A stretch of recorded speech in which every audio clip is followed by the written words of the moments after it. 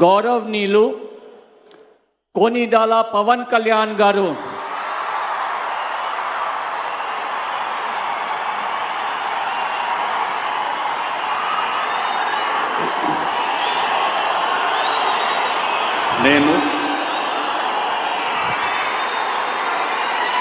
కొనిదెల పవన్ కళ్యాణ్ అనే నేను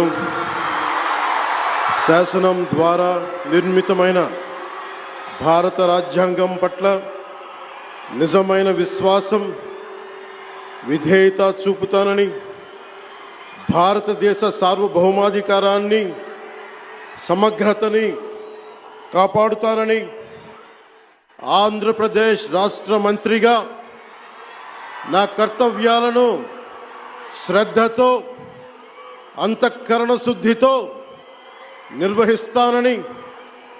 భయం గాని